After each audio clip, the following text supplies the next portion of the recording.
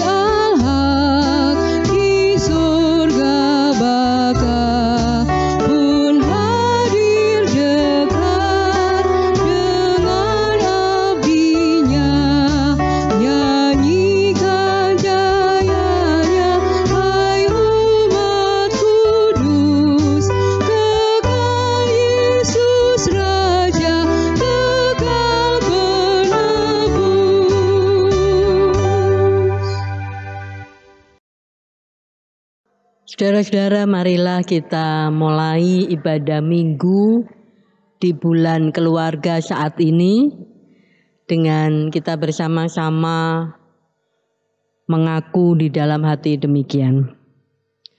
Pertolongan kita ada di dalam nama Allah Bapa yang menciptakan langit dan bumi, yang tidak pernah meninggalkan pekerjaan tangannya, serta yang kekal kasih setianya. Anugerah dan damai sejahtera dari Allah Bapa dan Tuhan Yesus Kristus Sang Putra beserta dengan saudara-saudara semua. Amin. Saya persilakan untuk duduk kembali.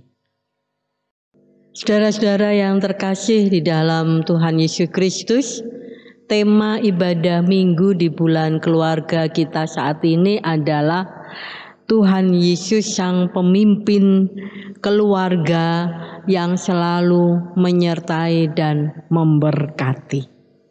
Mari kita bersama sambut tema ini dengan kita pujikan Kidung kontekstual nomor 97 bait 1 dan 2 bulan keluarga.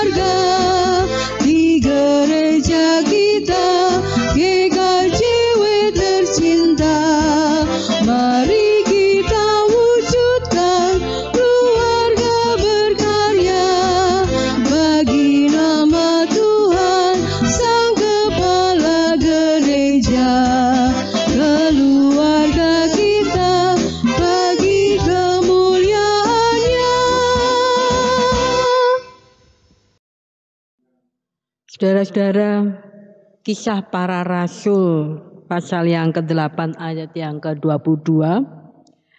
Jadi bertobatlah dari kejahatanmu ini dan berdoalah kepada Tuhan supaya Ia mengampuni niat hatimu ini. Melalui bacaan ini marilah kita bersama-sama menyadari bahwa sebenarnya kita semua tidak ada seorang pun yang tidak berbuat dosa. Kita semua melakukan banyak hal perkara di luar kehendak Tuhan. Itulah bukti kesalahan dan dosa kita. Oleh karena itu, mari kita mengakui semua dosa dan kesalahan kita kepada Tuhan di dalam doa. Kita masuk dalam saat teduh, kita berdoa.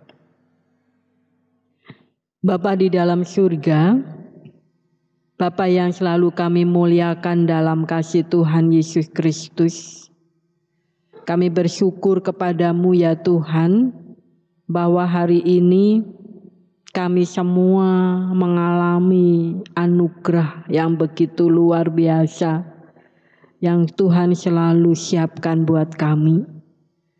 Kami semua mengalami kebaikan dan kemurahan hati Tuhan. Namun demikian kami pun juga merasa tidak pantas, tidak layak mengalami anugerah-Mu, mengingat banyak kesalahan dan dosa yang kami lakukan dalam hidup, dalam tutur kata, pikiran yang selalu curiga, yang negatif, terlebih lagi perbuatan kami, baik terhadap Tuhan terlebih kepada sesama. Tuhan, ampuni semua dosa dan kesalahan kami. Tuhan selalu membimbing kami semua dengan kuasa Roh Kudus-Mu, supaya kami mampu mempertahankan hidup dalam kekudusan dan kebenaran di hadapan Tuhan, serta selalu waspada untuk tidak mudah jatuh ke dalam kesalahan atau dosa.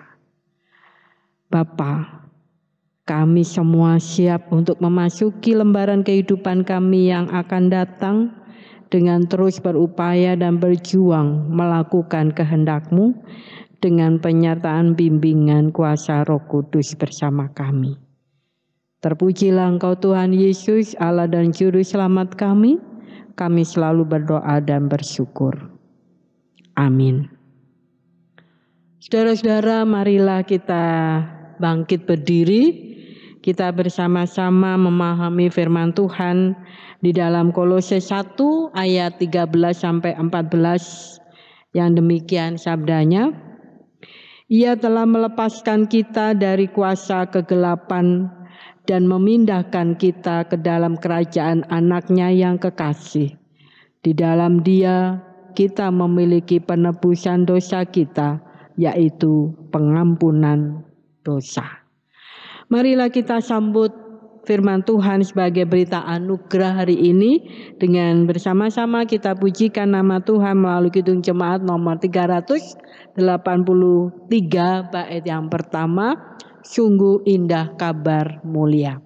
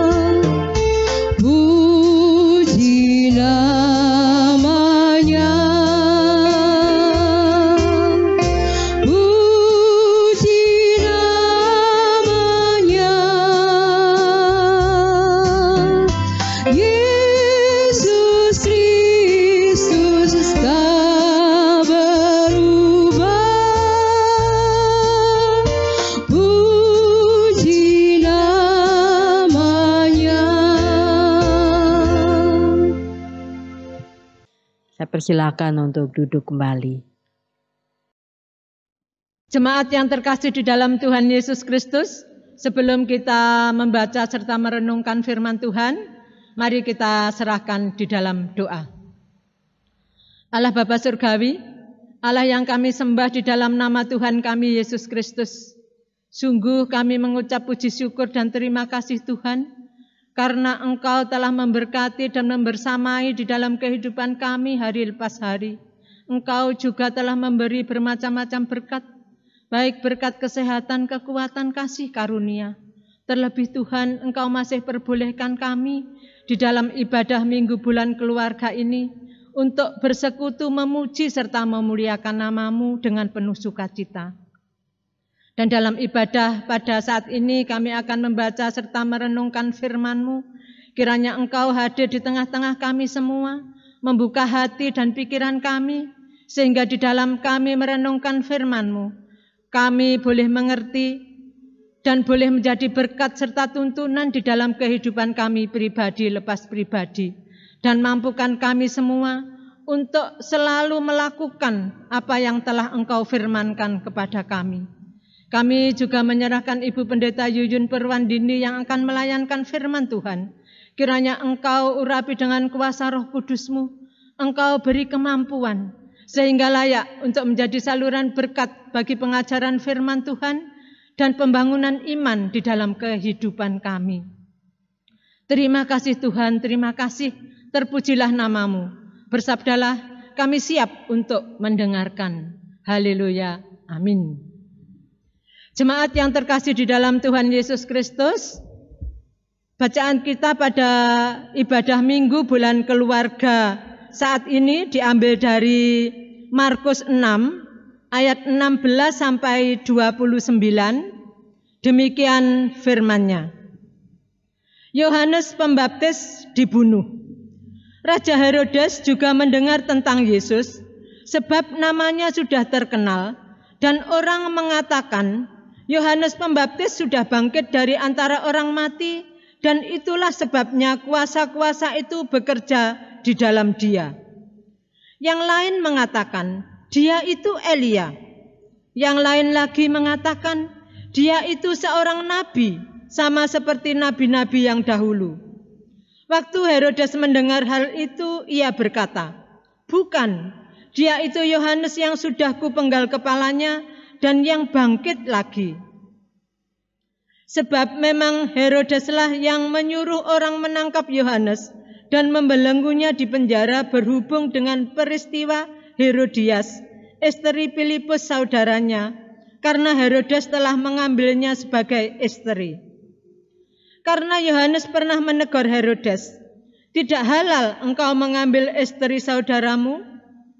Karena itu Herodias menaruh dendam pada Yohanes dan bermaksud untuk membunuh dia, tetapi tidak dapat.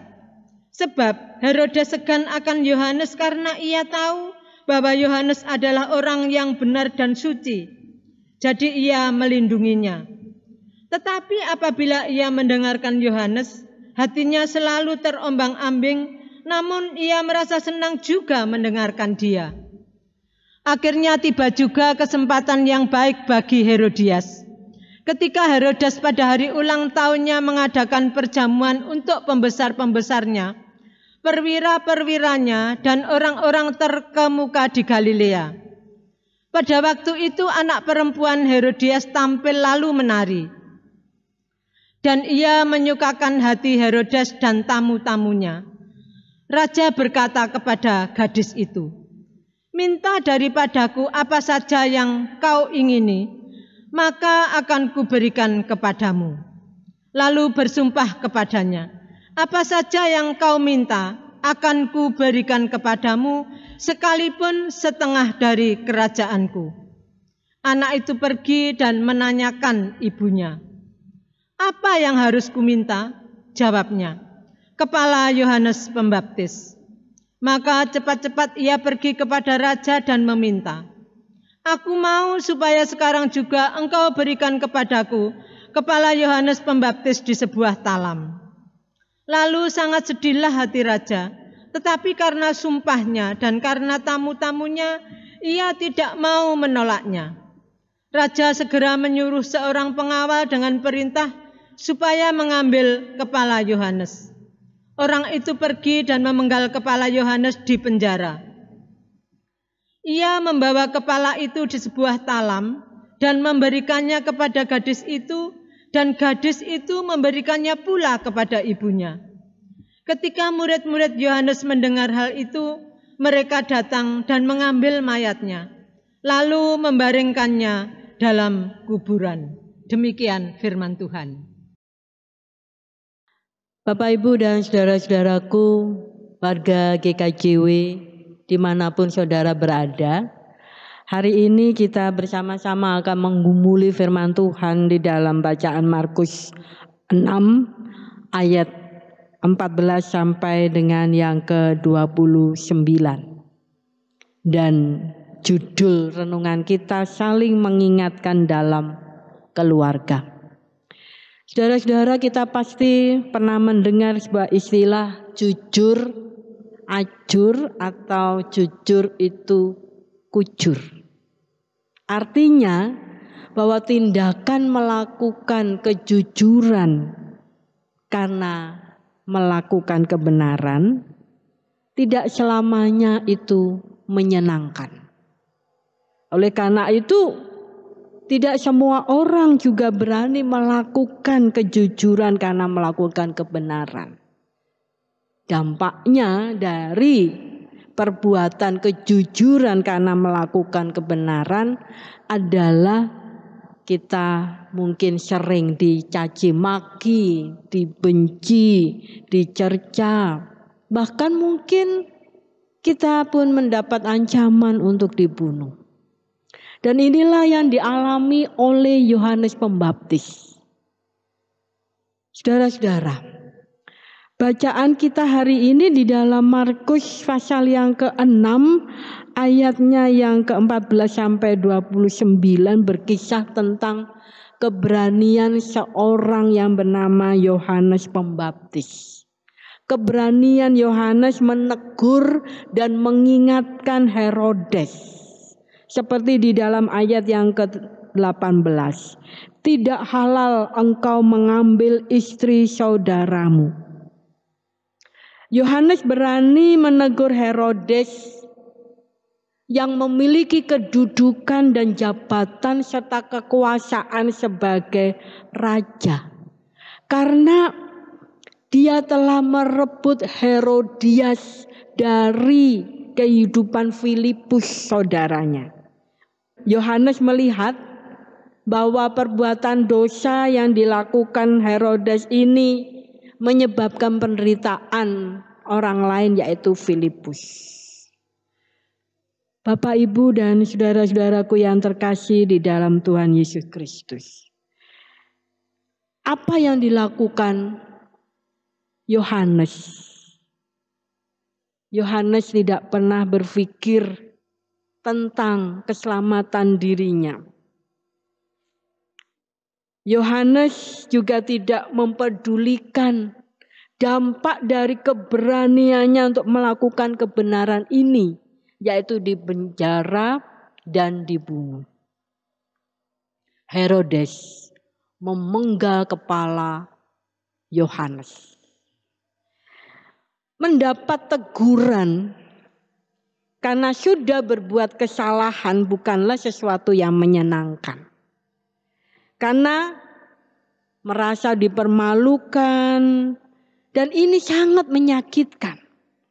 Oleh karena itu tidak semua orang juga bersedia dengan kerelaan hati menerima teguran ketika kita melakukan kesalahan.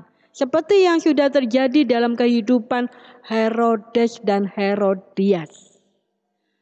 Ada amarah, ada kebencian, bahkan juga ada rasa dendam kesumat terhadap Yohanes. Sehingga membuahkan sikap ingin membunuh Yohanes. Namun demikian Bapak, Ibu, dan saudara-saudara, kita melihat terlebih dahulu latar belakang mengapa sampai terjadi Herodes tega membunuh Yohanes, memenggal kepala Yohanes. Ternyata ini bukan sekedar didorong oleh nafsu amarah, bukan hanya didorong perasaan sakit hati yang akhirnya melahirkan perbuatan keji terhadap Yohanes, memenjarakan, kemudian memenggal kepala Yohanes.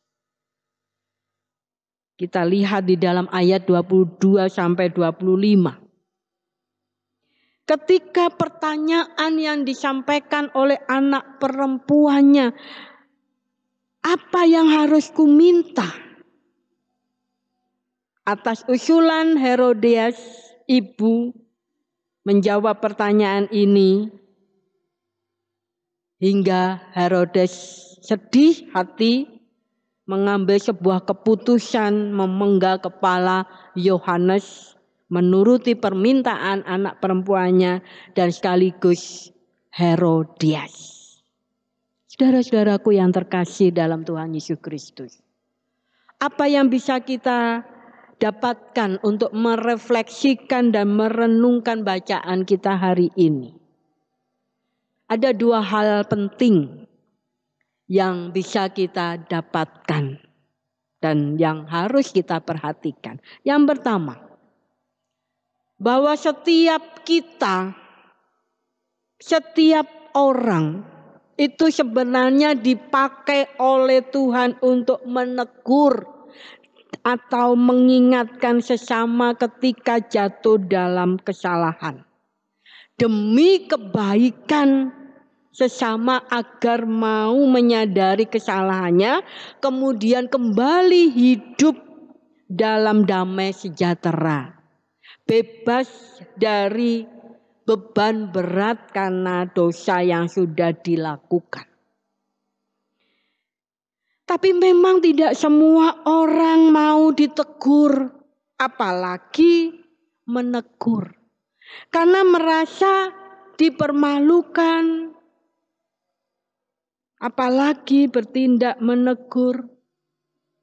Tidak semua orang bisa siap untuk menghadapi risiko dari sikap menegur atau ditegur. Dibenci, dimusuhi, disingkirkan. Apalagi sampai mendapat ancaman pembunuhan seperti yang dialami Yohanes. Allah menghendaki semua orang mengalami hidup dalam kegembiraan, hidup dalam sukacita, dan selalu mampu bersyukur. Bebas dari kuasa dosa. Nah, oleh karena itu Allah rela mengorbankan anaknya yang tunggal. Tuhan Yesus rela berkorban menderita dalam hidupnya sampai dia mati disalib supaya semua orang bebas dari kuasa dosa. Sehingga semua orang percaya beroleh hidup yang kekal dan yang terpenting hidup dalam damai sejahtera lahir maupun batin. Nah, bertolak dari kehendak Allah inilah maka Yohanes memberanikan diri untuk menyapa, mengingatkan dan menegur Herodes selaku raja yang sudah memiliki kekuasaan. Agar Herodes mau menyadari kesalahannya yang menyebabkan penderitaan orang lain yaitu Filipus. Yohanes rela menderita, bahkan dia sudah siap menghadapi risiko dengan keberaniannya melakukan kebenaran agar hidup Herodes dan Herodias ini mampu mengalami berkat Tuhan. Bukan sebuah kutukan dari dosa yang dilakukan. Itu yang pertama. Yang kedua, akibat pikiran yang sudah dikuasai oleh amarah, benci, dendam, ketika menerima teguran dari Yohanes, maka Herodes dan Herodias melibatkan anaknya untuk melampiaskan perasaan marah penuh dendam kesumat kepada Yohanes. Seperti yang bisa kita lihat ayat 22 sampai 24. Bapak, Ibu, dan saudara-saudaraku yang terkasih. Banyak keluarga Kristen yang hancur, berantakan, karena mereka tidak bisa bertahan dalam badai yang sering menyapanya. Hanya karena ketidakmampuan mengatasi masalah keluarga dalam terang kasih dan kehendak Allah. Yang sering terjadi adalah mengungkapkan perasaan jengkel, pikiran buruk, negatif, jahat kepada anggota keluarga yang lain, terhadap suami atau istri atau anak, orang tua atau anggota keluarga yang lain, hingga akhirnya bukannya masalah ini selesai menemukan solusi, malah semakin menambah beban berat hidup dalam hati dan pikiran akibat dosa. Karena kesalahan yang dilakukan yaitu tidak bisa menerima teguran dan juga tidak mau menegur. Saudara-saudara, saat ini kita semua berada dalam suasana bulan keluarga, di mana temanya adalah Yesus Kristus sang pemimpin keluarga yang selalu menyertai dan memberkati kita. Marilah kita semua selalu menyadari akan kehadiran Tuhan Yesus dalam keluarga kita sebagai seorang pemimpin yang selalu menyertai dan memberkati keluarga kita. Dan keluarga kita bersama-sama akan mengalami hidup dalam damai sejahtera Allah, lahir maupun batin. Karena masing-masing kita semua pribadi-pribadi yang mau ditegur dan mau menegur. Kita juga bebas dari rasa cemburu, marah, benci, dan senantiasa mengalami kesukacitaan karena bebas dari rasa takut, cemas, apalagi khawatir bila harus berhadapan dengan sikap menegur dan ditegur. Saling mengingatkan dalam keluarga. Inilah yang harus kita lakukan dalam keluarga kita masing-masing. Agar keluarga kita benar-benar bisa mengalami kebahagiaan yang berasal dari cinta kasih Allah. Tuhan memberkati. Amin. Mari kita masuk dalam saat teduh.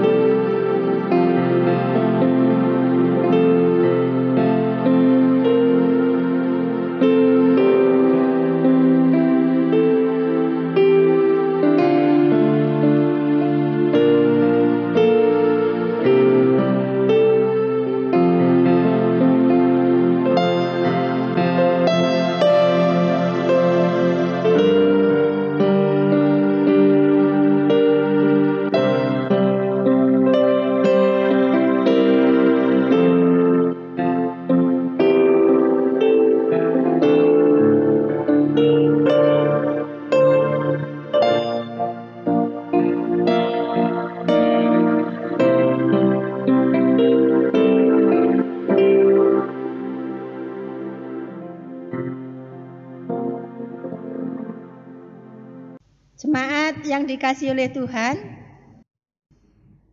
kami undang untuk bangkit berdiri. Mari kita mengucapkan pengakuan iman rasuli. Pengakuan iman rasuli. Aku percaya kepada Allah Bapa yang Maha Kuasa, Khalik langit dan bumi, dan kepada Yesus Kristus, Anaknya yang tunggal, Tuhan kita, yang dikandung daripada Roh Kudus, lahir dari anak darah Maria, yang menderita di bawah pemerintahan Pontius Pilatus, disalibkan, mati dan dikuburkan, turun ke dalam kerajaan maut. Pada hari yang ketiga, bangkit pula dari antara orang mati, naik ke surga, duduk di sebelah kanan Allah Bapa yang Maha Kuasa, dan akan datang dari sana untuk menghakimi orang yang hidup dan yang mati. Aku percaya kepada Roh Kudus, gereja yang kudus dan am, persekutuan orang kudus, pengampunan dosa, kebangkitan daging, dan hidup yang kekal. Amin. Jemaat dipersilakan duduk kembali. Mari kita masuk dalam saat teduh untuk menaikkan doa syafaat. Kita berdoa. Bapa di dalam surga, terima kasih atas sapaan Tuhan kepada kami hari ini, menguatkan dan meneguhkan kami agar kami mau dan berani untuk menyapa, menegur, mengingatkan, juga mau ditegur atas sebuah kesalahan yang kami lakukan. Bapa, pada hari ini kami bersama-sama berdoa untuk bangsa dan negara kami, para tenaga kesehatan yang masih berjuang keras untuk mengatasi permasalahan pandemi COVID-19. Tuhan memberikan mereka kekuatan dan kesehatan serta semangat agar hidup mereka benar-benar dialami sebagai hidup yang penuh dengan anugerah-Mu. Tuhan, kami juga berdoa untuk kehidupan gereja-gereja Tuhan dimanapun mereka berada. Engkau memberkati majelis agung, majelis daerah, majelis jemaat di dalam upaya untuk memperlakukan kehidupan dalam kerajaan Allah. Tuhan menguatkan dan memberkati semua hamba-hamba-Mu tanpa terkecuali, kekuatan, kesehatan, dan semangat untuk bersama-sama melayani dalam dunia ini di bumi Jawa Timur. Engkau juga memberkati para penatua diaken, pengurus komisi yang ada, dan tim multimedia, Satgas COVID-19, dimanapun mereka berada, juga koster. Tuhan memberkati dan selalu memberikan mereka hidup dalam damai sejahtera Tuhan. Kami juga berdoa untuk setiap warga jemaat dimanapun mereka berada. Tuhan juga memberkati pekerjaan mereka, sehingga pekerjaan yang ditekuni dapat mencukupkan kebutuhan hidup setiap hari. Tak lupa anak-anak kami yang berjuang keras mendapatkan pendidikan. Kiranya Tuhan juga memberkati, memberi mereka pintar, sehat, dan kuat. Masa depan mereka sepenuhnya Tuhan yang mengatur dan menata menjadi masa depan yang cerah. Tuhan Yesus, kami juga berdoa untuk setiap umat Tuhan yang hari ini sedang menderita sakit, yang sudah adiuswo dan mengalami sakit karena kelemahan iman. Tuhan memberkati mereka satu persatu. Tuhan menyembuhkan mereka, meneguhkan hati mereka, dan menyehatkan badan mereka. Biarlah mereka semua mengalami cinta kasih-Mu, dan mereka akhirnya mampu bersyukur dalam segala perkara kehidupan, karena Tuhan tidak pernah jauh dari kehidupan mereka. Terima kasih Tuhan. Demikian serangkaian doa syafaat kami, yang senantiasa kami pinta di dalam nama Tuhan kami Yesus Kristus, yang sudah mengajar kami berdoa Bapa kami, yang akan kami nyanyikan.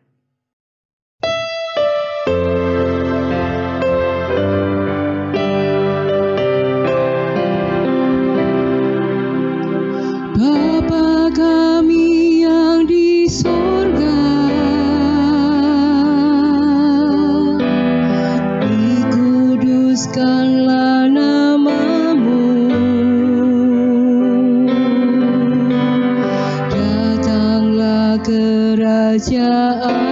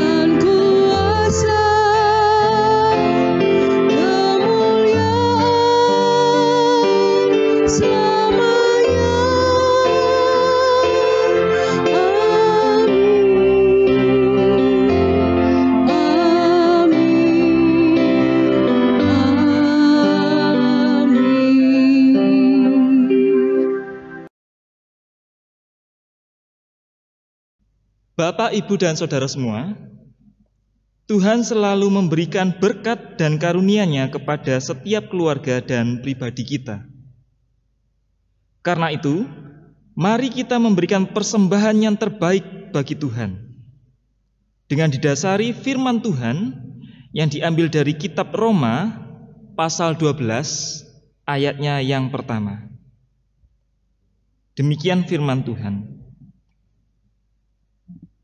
Karena itu, saudara-saudara, demi kemurahan Allah, aku menasihatkan kamu supaya kamu mempersembahkan tubuhmu sebagai persembahan yang hidup, yang kudus, dan yang berkenan kepada Allah.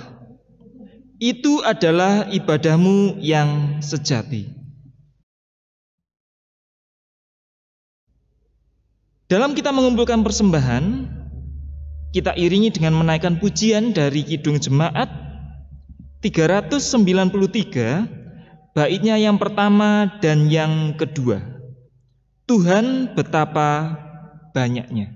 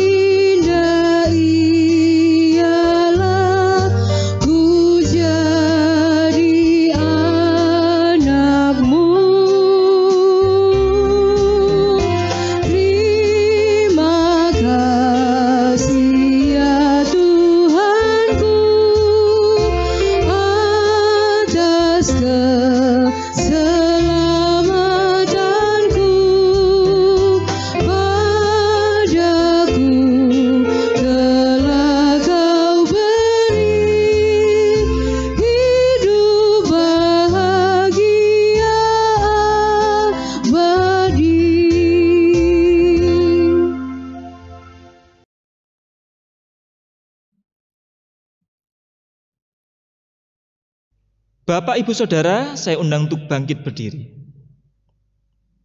Mari kita bersama-sama menyerahkan persembahan yang telah terkumpul di dalam doa. Puji dan syukur kami naikkan ke hadirat-Mu, Allah dan Bapa yang kami kenal, yang kami sembah di dalam nama Tuhan Yesus Kristus. Kami sungguh mengucap syukur ya Tuhan, jika di tengah-tengah kami membangun ibadah pada saat ini, Engkau memberi kami kesempatan untuk mengumpulkan persembahan sebagai ungkapan syukur kami. Kiranya Engkau memberkati, Engkau mengubahkan benda yang mati ini boleh menjadi sarana yang hidup untuk kemuliaan nama Tuhan. Adapun mereka yang dipercaya, yang ditunjuk untuk mengelola dana ini, Engkau memberi hikmat supaya dalam pengelolaannya sungguh seturut dengan kehendak Tuhan. Juga bagi setiap kami umat Tuhan yang telah mengumpulkan persembahan dengan tulus ikhlas, Engkau memberkati berlipat kali ganda. Kami percaya saat kami menyerahkan persembahan, mengumpulkan yang terbaik bagi Tuhan, maka kami tidak pernah rugi. Namun sebaliknya, kami boleh diberkati. Dalam nama Yesus kami berdoa. Amin. Saudara-saudara, marilah kita akhiri ibadah kita hari ini dan saya ajak kita semua untuk bangkit berdiri. Kita undur dari hadirat Tuhan. Kita kembali menjalani kehidupan keluarga dalam terang kasih Tuhan. Dan marilah kita senantiasa menjadikan Tuhan Yesus Kristus sebagai pemimpin dalam keluarga kita. Percayalah bahwa kasih, penyertaan, dan berkat-berkat Tuhan senantiasa ada pada keluarga kita masing-masing. Kita pujikan bersama Kidung Jemaat nomor 370, bait yang pertama, Ku mau berjalan dengan Juru Selamatku.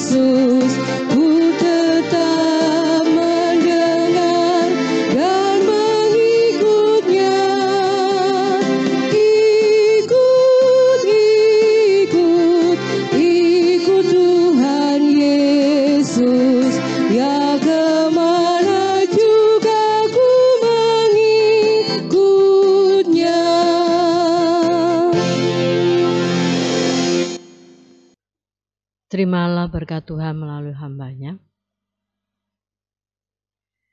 Kasih karunia dan damai sejahtera dari Tuhan Allah senantiasa ada pada saudara-saudara. Keselamatan dan kedamaian dari Tuhan Yesus Kristus menyertai saudara-saudara. Hikmat dan pertolongan dari Roh Kudus tercurah pada saudara dan keluarga saudara hari ini sampai selama-lamanya. Amin.